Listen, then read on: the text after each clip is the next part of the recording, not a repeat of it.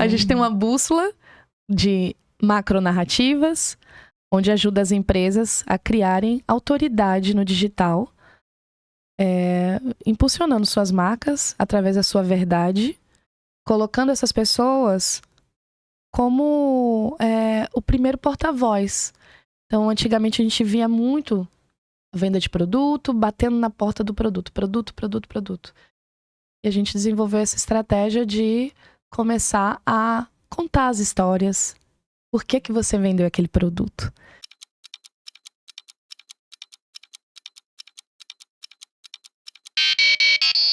Olá, seja bem-vindo ao Como Mentor. Se você é novo por aqui, eu sou Juliana Lima Fonseca. Trago pessoas que amam o que fazem, como Dávila, maravilhosa. Seja bem-vinda. Obrigada por aceitar nosso convite. Por favor, Dávila, se apresente para o pessoal.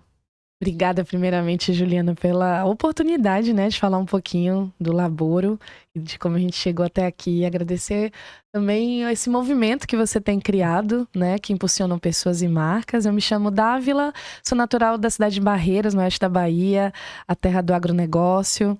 Foi lá nessa terra que eu aprendi tudo que eu sei sobre produtos de high ticket, que hoje eu trabalho, né, há 14 anos numa agência de comunicação.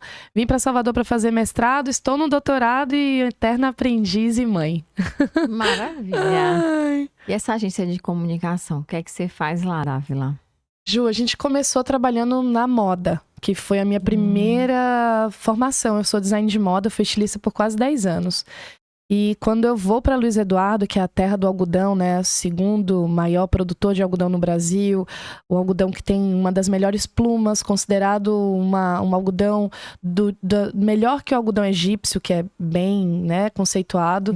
E lá me atraiu de volta para aplicar o que eu estava aprendendo na indústria da moda, aplicar naquele território que é pujante, né, o dourado baiano, o algodão de fato é o ouro branco e atrai tantos negócios do mundo inteiro para aquele território, e eu fui para lá.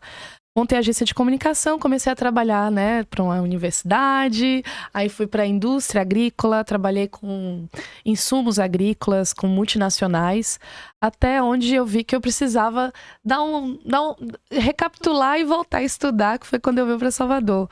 Mas a agência, ela nasce, né, com esse escopo de trabalhar com marketing humanizado. E dessa forma, humanizando a comunicação e criando conexão entre os elos, a gente consegue vender produtos muito caros, porque uma máquina agrícola, por exemplo, custa 4 milhões de reais, né? Uma compra de um insumo agrícola, são todos a casa de 7 dígitos. Então, para você capturar a atenção diante de um setor com tantas pessoas disputando aquela atenção, você tem que criar um relacionamento. E a gente se tornou especialista nisso, em conectar, né, marcas no coração daquelas pessoas que realmente são leads qualificados, né? Então, começou aí. E na pandemia, eu acabei perdendo quase 70% dos meus clientes, porque as pessoas estavam morrendo, ficavam doentes, enfim. O que era a comunicação no meio da pandemia, né? E aí eu peguei o escritório, diminuí a contingência, que eram as pessoas que eram, né, CLTs ali, deixei o escritório na mochila e começava ali minha jornada nômade, e eu consegui aprender a velejar nesse período. Era 30 nós de vento na Baía de Guanabara, ou seja, muito vento, muito forte. As embarcações viravam enquanto a gente velejava. Do nada você inventou de velejar. E nessa experiência eu amei, porque é algo que é transcendental. E aí a empresa que fazia aquele barquinho que eu aprendi a velejar foi a primeira empresa que eu comecei a comunicar. E eu vi que ali tinha uma vertente de mercado que as pessoas ainda não tinham entendido, e o consumo de produtos da náutica só cresceram na pandemia, porque você conseguia, de acordo com não podia ter muita gente, então velejar é uma coisa para poucas pessoas, para 2, então o consumo de produtos de barcos aumentou cerca de 20% no Brasil. E aí eu acabei aprendendo, já que eu já vendia máquina agrícola, vender também barco. E estamos aí, nesses últimos anos, tendo uma vertente do nosso caminho também na náutica. Também, vamos lá. Qual é o público-alvo de Dávila hoje? Quais são as vertentes que você trabalha? Sim, basicamente a gente tem 2 vertentes, né? Que é essa pessoa que tem uma marca, que quer vender um produto que tem um valor agregado, de qualquer nicho. Qualquer nicho. Qualquer nicho. Então, a gente já trabalha com advogado, com seguradora de avião, a gente trabalha com, enfim, locais, estabelecimentos que têm um consumo premium. Então, essa pessoa que quer vender um produto que é mais caro, nos procura. E o segundo, que é o marketing náutico, onde a gente se tornou a primeira agência no Brasil a comunicar para a náutica através de um método. E hoje a gente aplica esse método para mentorados e a gente vende esse produto para o Brasil inteiro. Que método é esse, mulher? Se chama Rumo. Aí você entra, cai aqui para dentro e entra no Rumo. A gente tem uma bússola de macronarrativas, onde ajuda as empresas a criarem autoridade no digital, impulsionando suas marcas através da sua verdade, colocando essas pessoas como o primeiro porta-voz. Então, antigamente a gente via muito a venda de produto, batendo na porta do produto. E a gente desenvolveu essa estratégia de começar a contar as histórias. Por que você vendeu aquele produto? Por que você escolheu abrir aquela marca? Qual que é o propósito da sua marca nesse grande universo de opções? Dessa forma, as pessoas começaram a vender mais. E aí a gente foi, criando estratégia e método para poder fazer isso para mais pessoas. Além de redes sociais, vocês usam mais quais ferramentas? A rede social hoje ela é a grande catalisadora de boca de funil, né? Mas o principal para esse lead qualificado do high ticket é relacionamento. É o boca a boca premium. Aquele networking. Exatamente. Nós chamamos de memorabilidade. Então, conquistar a memorabilidade de uma marca depende muito do fator de como essa marca está sendo vista como autoridade e liderando um movimento.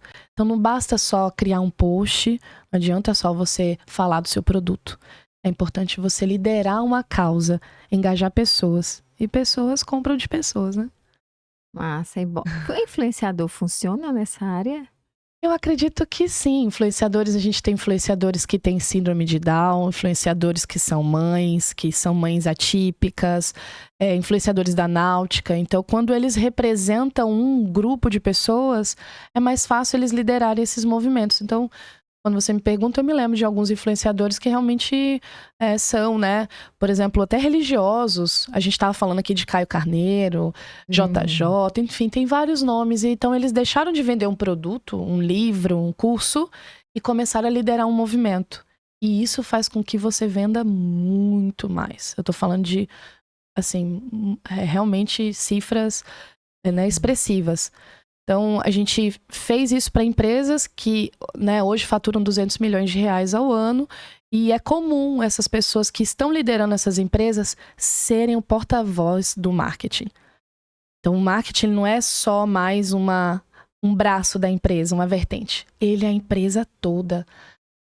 O time de venda tem que respirar marketing. A pessoa que recebe o cliente tem que respirar o marketing, o vendedor tem que... Então, é uma coisa que unifica e faz com que essa empresa possa ecoar melhor, a sua voz. E como é que faz para que todo mundo respire? Como é que trabalhar com gente é difícil, né? Mas é uma questão de cultura, sabe, Ju? Então, implementar um trabalho de cultura requer dedicação, mas também de você saber qual o seu porquê. E quando você define o seu porquê, é mais fácil o outro entender. Então, o grande problema das marcas é que elas não têm clareza de onde elas querem chegar e para que ela está fazendo aquilo. Então, as pessoas, não, eu estou fazendo isso, mas quando você pergunta, mas por que você está fazendo? Para quem? Você resolve o problema de quê? Então, às vezes, as pessoas ainda têm dificuldade de ter essas respostas. E quando elas têm clareza, os próprios donos das empresas, é mais fácil os funcionários entenderem e os clientes também. E aí, você caminha de uma maneira mais estruturada, né? Massa, agora eu quero voltar no tempo um pouquinho. Dávila, pequenininha, lá em Barreiras. Ai. Como é que era a chamada? Era Kessinha. Kessinha. Que meu nome é composto, Dávila Kes, né? Minha mãe desenvolveu um nome artístico. Não é nome artístico, é nome mesmo. É nome artístico, mulher. Isso é nome. Mas ninguém, se chegar te chamando Dávila, ninguém me conhece. Minha avó me chamava, todo mundo, meus tios, Kessinha. E Cassinha era uma menina que frequentava gincanas, que estudava no Cefet, que hoje chama IFBA, que quando foi fazer o teste vocacional saiu 12 profissões. E eu acho que das 12 eu já tô indo na 4ª transição. Mas eu sempre quis ser comunicadora, né? Trabalhar com essa força que eu acredito também que os CNPJs no Brasil, eles lideram um movimento muito grande na economia, né? A gente acredito que a gente precisa de mais organizações pensando em soluções, né, de políticas públicas. E eu acabei também tendo vontade de ser cientista. E agora estou como doutoranda ali na UFBA, né, estudando um tema que me cultivou, assim, uma vontade de continuar buscando a solução para um problema do futuro, do presente, né, do ontem, que é sobre o consumo e como, né, o consumo reverbera na nossa saúde. Massa. Aí Dávila foi fazer design de moda. Lá no Paraná, acredita? Mentira. Aham, morei 5 anos no Paraná. Amo aquela terra. Do nada. Do Neida. Nunca é do Neida, sempre tem um amor. Assim, eu tive um namorado, morava em Londrina e eu estudei no Cefet para passar em agronomia e direito, sabe? Não tinha nada a ver comigo. Aí eu tava totalmente na direita e resolvi ser esquerda, porque eu fui fazer moda e enfim, fui ser estilista. Combina contigo, né? Eu acho que foi uma boa jornada, assim. E aí eu comecei a lidar com o consumo de uma maneira que começou a me dar um mal-estar. Porque eu tinha que negociar a produção de larga escala com costureiras que eu tinha que negociar um preço muito barato para fazer uma coisa, que eu sabia que aquela marca ia vender um produto por um valor muito caro, e aquela costureira, ela tinha que trabalhar com o filho dentro de casa, sem condição de, às vezes, dar uma escola privada. E eu vi toda a quantidade porque eu trabalhava com jeanswear, né? Toda a quantidade de lixo e resíduo que essa indústria poluía. E comecei a ver que essa vertente era muito complexa e eu não conseguiria resolver esse problema. Aí eu fui estudar antimoda. Sério? Uhum. No mestrado? No mestrado. Eu fiz uma especialização, 2 especializações no meio disso, né? Na área de comunicação, mas o mestrado eu fui estudar design híbrido, que fala de produtos imateriais. Então, por exemplo, o que é essa pulseirinha sua, lá do Senhor do Bonfim, Sim, representa para você? Então, a força imaterial, o significado desse objeto, e que esse objeto você não precisa de outro objeto, porque esse objeto é tão valioso para você. Então, se a gente pensar em mais produtos que têm um valor simbólico, a gente para de consumir por impulso. Então, a gente pensa, quem produziu foi aquela pessoa que você conhece, então esse produto artesanal, né, que foi, por exemplo, o Vânia, que nos indicou aqui, que faz esse produto sustentável. Então eu comecei a estudar isso no mestrado e foi uma jornada interessante, porque eu estudei indústria do Oiapoque ao Chuí. Eu realmente entrei na indústria, conheci processo e comecei a ver quem eram as empresas no Brasil que faziam esse produto que misturava resíduo, que era antes lixo, se tornava um produto de bem de luxo, enfim, de uma qualidade muito boa. Então era um produto que era cradle to cradle, né? Tipo, do berço ao berço, ele tinha uma solução. E que mais do que aquilo, ele tinha um símbolo, um significado, um peso. E aí eu gostei de estudar isso daí e quis continuar estudando. E trabalhando ao mesmo tempo? Sempre, né? Fazia o que nessa época? A agência já tem 14 anos, né? Ah, já era na agência. Exatamente. Então a agência sempre foi minha agência de fomento, me dava o recurso para continuar a pesquisa, né? Então foi muito importante estar pesquisando porque eu tive uma visão de cultura do nosso país.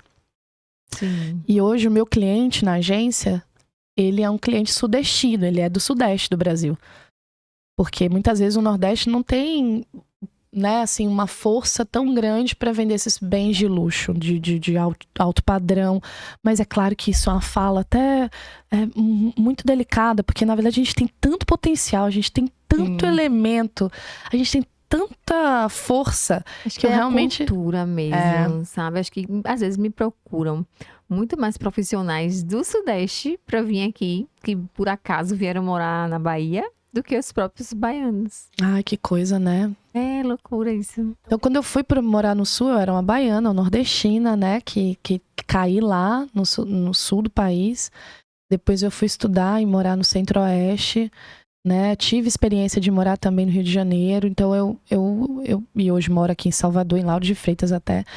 Então, eu tive potencial, por conta dessa pesquisa, de estudar cultura no Brasil inteiro e entender de consumo no Brasil inteiro. Então, foi bem importante. Acho que a única parte que eu ainda não desenvolvi também é com o norte. Apesar de que essa fronteira agrícola que eu vim é perto de Tocantins, ali, né? Luiz Eduardo é bem perto. Mas foi importante para o meu trabalho, né? Tá nessa pesquisa. E aí, agora no doutorado... Esse doutorado é sobre o quê? Ai, menina, esse doutorado é babado. Olha, preciso contextualizar que eu fui fazer uma travessia oceânica, onde a gente foi levar um barco, né, daqui até Ubatuba, em São Paulo. E a milhas e milhas da costa, nós estávamos velejando e pescamos 5 vezes.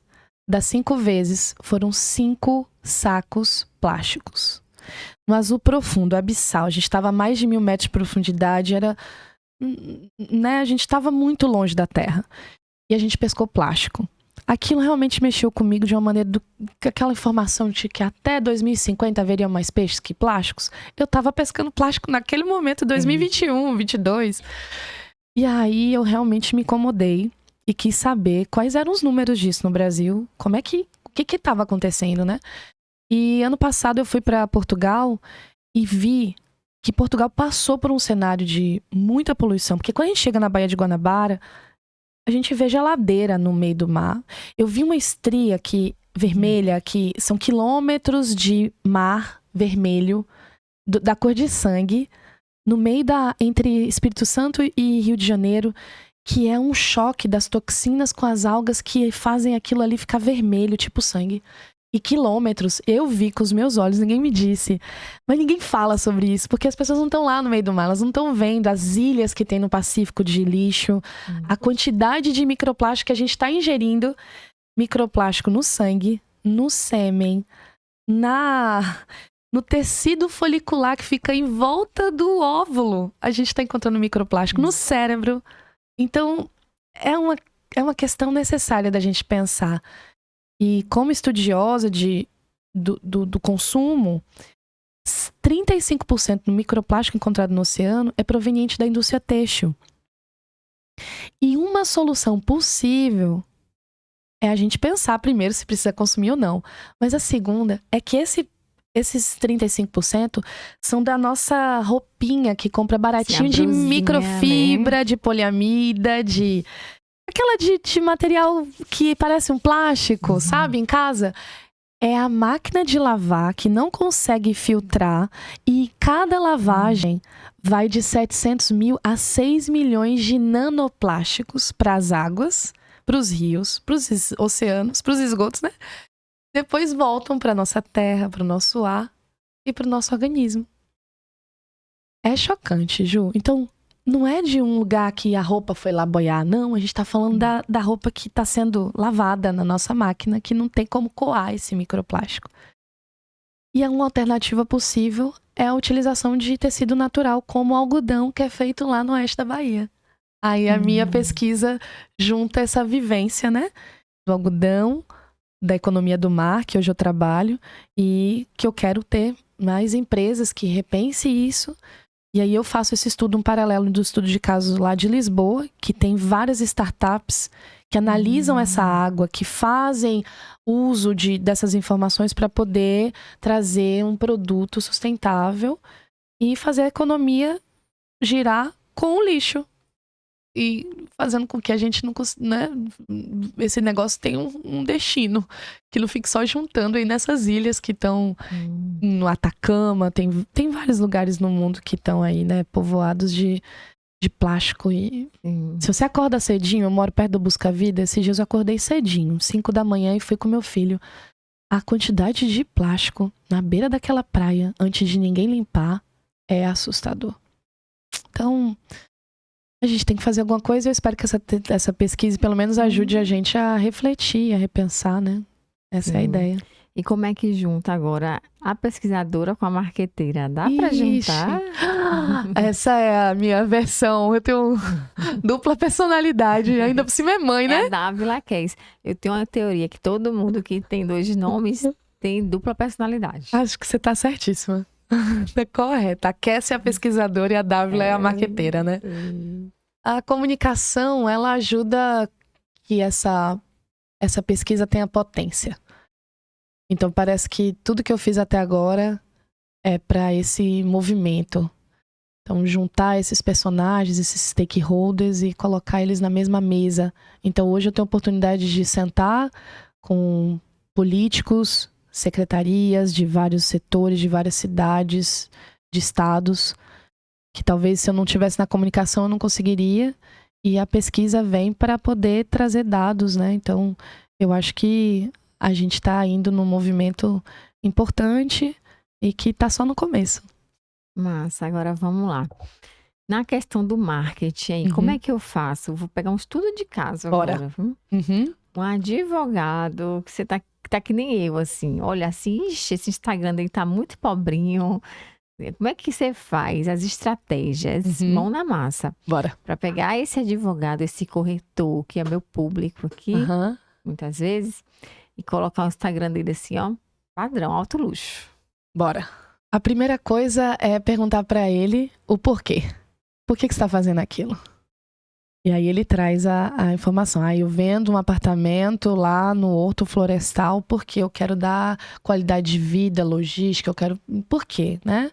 E aí, com base nessas informações, a gente cria uma trilha de conteúdos. E esses conteúdos, 80% desses conteúdos são informativos. A venda é 20%. Então, a gente usa o Pareto ali, né?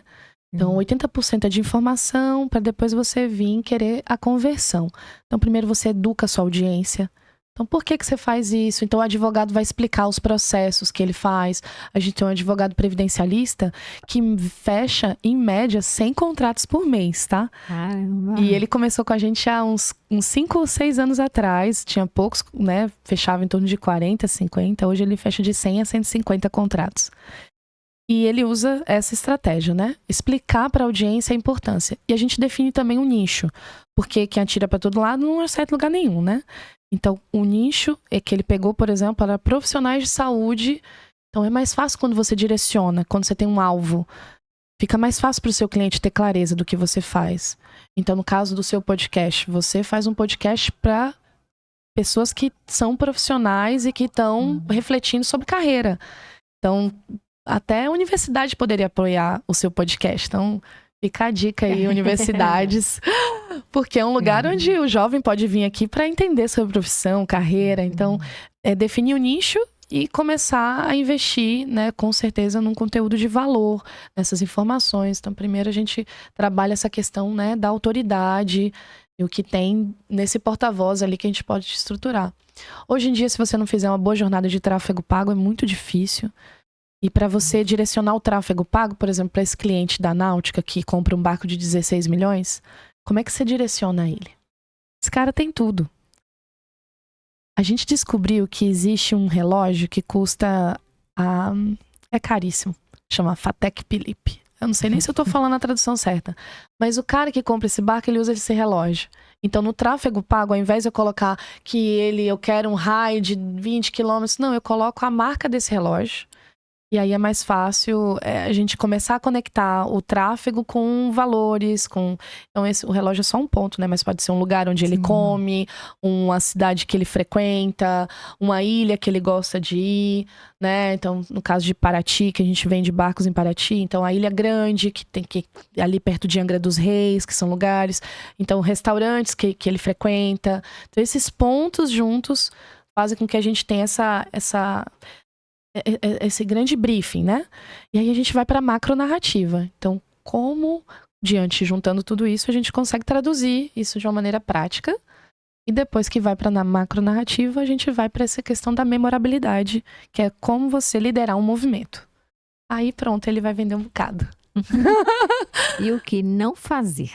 Ai, mentir, né?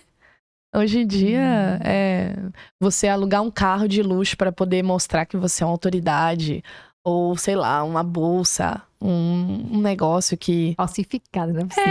Esse negócio é tipo, na moda, chama de greenwashing, né? Mas na minha opinião, né? Porque, enfim, tem pessoas que gostam, enfim, todo respeito a elas. Mas no caso, eu acho que isso é brega, é cafona, né? Não é necessário. Então, não precisa você ler um texto com aquele negócio do roteirinho que vai lendo e você fala... Oi, eu sou fulano, aquela voz robótica, aquele olhar. Então, os olhos são o espelho da alma. Fale com o seu olhar, né? Assim, com a sua verdade, do seu jeitinho, com o seu sotaque, com as alturas de tom. O tom de voz é o seu mesmo. Então, crie uma autoridade com autenticidade, né? Então, não precisa fingir ser uma coisa para poder vender. Acho que isso aí não tá com nada. Desafios, Dávila, da profissão. Existe muita concorrência, né? É uma concorrência muito grande. Mas eu acho que quando você escolhe um nicho e tem paixão por aquele nicho, aí você encontra o oceano azul. Então, acho que o grande desafio é você encontrar o rumo, né? Talvez por isso que a gente tenha criado essa metodologia do rumo, que as pessoas ainda estão bem perdidas, se comparando. Aí olha no Instagram, fulano tá fazendo melhor, aí tá lasqueira, sabe? Aí não pode de jeito nenhum. Acho que o desafio é a gente encontrar clareza mesmo. E eu acho que andando juntos, eu sempre tive mentores. É muito mais fácil a gente ter um lugar para perguntar, que a gente pode ser vulnerável e falar, pô, eu tô com dúvida nisso. Então hoje, por exemplo, a gente tem uma comunidade de empresários, tem mais de 240 empresários dentro desse grupo, onde mensalmente a gente oferece um treinamento gratuito. E a gente faz isso há 11 anos. Todos os meses. Faz como aí pra se inscrever, botar o nome na lista? Pode mandar nas mensagens aí, nos comentários, que eu mando o link. Mas basicamente, ou então indo na @DavilaQuez, eu mando também. Então a gente tem um grupo e esse grupo estuda juntos. Então amanhã, por exemplo, a gente vai fazer um treinamento que a gente... Enfim, esse programa vai na segunda, mas todos os meses nós fazemos esses treinamentos. E amanhã a gente vai falar de macronarrativa e essa questão da memorabilidade, que eu acho que é bem necessária. Nossa. Histórias engraçadas aí, emotivas, nesse percurso. Deve ter várias, né? Ai, Deus. Ser mulher no ambiente da náutica é um lugar de extremo desafio. Né? Porque é um universo masculino, né? E então a gente é muito assediada, tem muita história assim que às vezes a pessoa duvida da sua capacidade porque você é mulher. E eu acho que a grande graça disso tudo é tipo quando você manobra o carro, que você entra naquela vaga bem apertada e que você desce do carro e você mostra que é mulher. Eu adoro fazer isso. Amo. Parece melhor do que muito homem. Eu falei, não, meu filho, melhor do que todos que você conhece. Então assim, o universo da náutica ele é pequeno. E aí tem cerca de 2% são mulheres.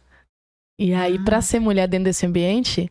Você tem que ser muito boa mesmo que faz, sabe? Então a gente tenta, assim, todos os dias provar de que a gente tá estudando, que tem bastante dedicação. E aí a gente coloca esses homens muitas vezes aí nos lugares que é engraçado. Que tipo, não precisa ter força. E a Mir Klink fala isso, né? Que veleja melhor, perguntaram pra ele, quem veleja melhor, a Mir, é um homem ou uma mulher? Aí ele falou a mulher, porque a mulher não vai com força, a mulher vai com jeito. E aí ela chega, né? A filha dele atravessou o Oceano Atlântico. Tem tantas mulheres aí. Tem aquele filme daquela menina de 16 anos, né? Destemida. Australiana, que deu a volta ao mundo. Imagina, 16 anos. Tu viu? Claro. O filme? Perfeito, cara. E são histórias de mulheres assim que me inspiram, né? Projetos futuros. Ai, Deus. Eu tenho muita vontade de fazer com que essa pesquisa atravesse os oceanos. E que essa daí é um anseio, né? Continuar estudando, né? Fazer o doutorado, terminar o doutorado. E quem sabe esse material virar aí um material de estudo para outras pessoas. Não só aqui no Brasil, mas no mundo. Então esse é um projeto aí pessoal. Eu espero que a gente consiga mostrar. E também o que a Baía de Todos os Santos tem de potencial, sabe? Tenho muita vontade de mostrar isso para o mundo. A gente é a maior baía navegável do planeta. Essa baía tem mais de 56 ilhas. É um dos lugares mais lindos da Terra. E a gente tem poucos velejadores chegando aqui. Então tem uma oportunidade muito grande. E essa questão também da economia do mar, né? O quanto o mar da gente tem possibilidade de crescer ainda mais. No Brasil, são 2 trilhões de reais na economia do mar. É similar ao que o agronegócio faz. Só que a gente, às vezes, está virado, né, para fora da costa. Então, olhar para a costa, de mostrar, por exemplo, eu como menina do Oeste, que vejo a riqueza que tem lá, toda essa riqueza é escoada nos portos aqui na nossa Baía de Todos os Santos. Então, eu acho que a gente tem muito para colocar de luz sobre a náutica aqui de Salvador, da Baía de Todos os Santos, da Bahia. E eu gostaria muito de ser uma dessas porta-vozes. Então, esse é um projeto também. Massa, porque pra quem não sabe, Barreiras não tem praia, né? Pois Então imagina, se apaixonou. Mas eu nasci na beira de um rio, né? E todo rio corre pro mar. Verdade. Maravilha. É Obrigadíssima, Dava. Ai, Mais alguma Ju. coisa que você gostaria de falar pro pessoal aí? Ju, agradecer, viu? Acho que esse podcast aqui é um instrumento, né? De um movimento necessário e que você continue crescendo muito, é o que eu Obrigadíssima. desejo. Todas nós, né? Mais mulheres aqui, né? E Sim. dizer pra você que eu tô muito feliz de estar aqui hoje contando essa historinha. Que bom, adorei. Obrigadíssima. Segue Obrigada lá. também. @Dávila Cares. Exato. Mas tem outra, o da agência também. A agência Imagine é o nome da minha agência, né? E eu também tenho uma empresa de... a gente faz charters, turismo náutico. Então a gente tem alguns veleiros e fazemos passeios na Baía de Todos os Santos, experiências náuticas. Se chama @chegado ao mar. Então tem duas adorei. dicas aí, tá? Tá vendo? Todo mundo convidado pra velejar aí, gente. Adorei. Ver as baleias agora, hein? Tá cheio de baleia aqui agora. A gente tem uma grande procura por baleia. Tem também um passeio de pôr do sol. Então esse é um jeito da gente democratizar a náutica, né? Muitos casais aí nesse passeio. Famílias, muitas pessoas que vêm de fora, que tem essa cultura de velejar em veleiro. E, enfim, a gente faz toda a costa de Salvador, Ilha de Frades, Ilha de Maré. É maravilhoso. Vamos velejar qualquer dia. Adorei. Levar os meninos. Por favor. A gente faz normalmente um press trip, que na agência faz assessoria de imprensa, né? Então, pelo menos uma vez a cada 2 meses, a gente organiza um passeio para a imprensa. Então, você já está intimada. Pronto. Tô aí. Adorei. Massa. Obrigadíssima. Obrigada, Nil, Ju. Obrigada, você que Renatinho, tá aí também. até agora. Sai daí não. E outras atividades, outras profissões que com certeza você vai gostar. Beijo, até mais. Beijo. Adorei. Gostou?